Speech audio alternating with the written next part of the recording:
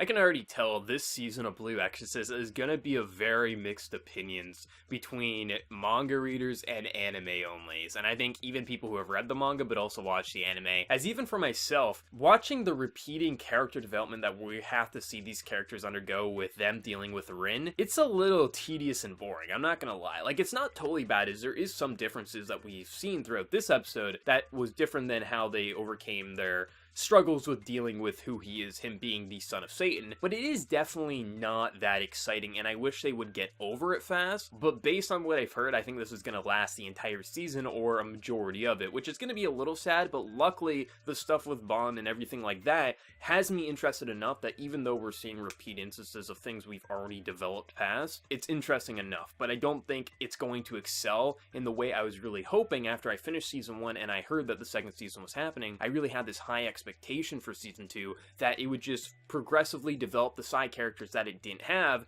and just kind of continue on from there. But sadly, because we are, ignoring the stuff that happened in the anime original content because people are so against that, we have to do it. But then again, because I can tell that this manga arc did all this character development, cutting it out and reworking it would have been too much of a hassle, so I understand why they would have to do this, but also that this second season is more so for the manga fans.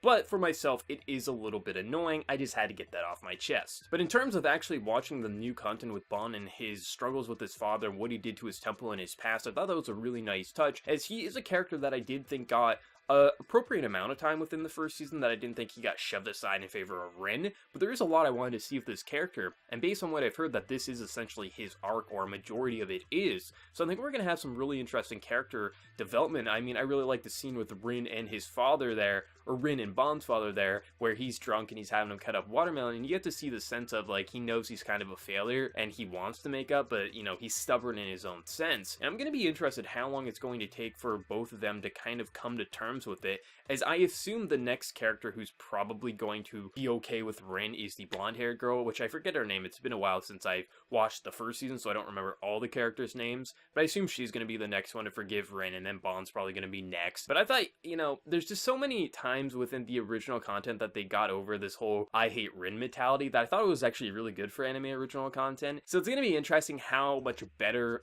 this time around is going to be. I'm sure people who read the manga are going to say this is the better way to overcome Rin's kind of hatred there, but I think in all honesty, if anything, it's just going to be equally enjoyable to me, or just I don't really care because I've already seen this happen. But that being said, I think the overall concept of what we're going for with this season, like ignoring the stuff we've already seen with the anime original stuff, this is a really interesting concept with Bond's family, and also just his family is a lot different than I think a lot of people were ever expecting. I mean, his mother isn't some weird, wild monster like Rin was imagining, and also his father is just completely different and just much more passive and calm than, Bond ever was. So it's interesting seeing the family dynamics they have and just how kind of screwed over everyone is currently at this temple there and what they're doing, or at the inn there. But I mean, I felt bad for Rin when he's pretty much trying to help, and then this guy's just said, well, I mean, you can go pick up the trash, like, that's what you're good for. Like, that was a dick move. Like, I don't know, like, that guy can just go die for all I care. But I thought the episode overall, it was a pretty fun episode. I don't think it was anything stellar. I have yet to see, so far these 2 episodes,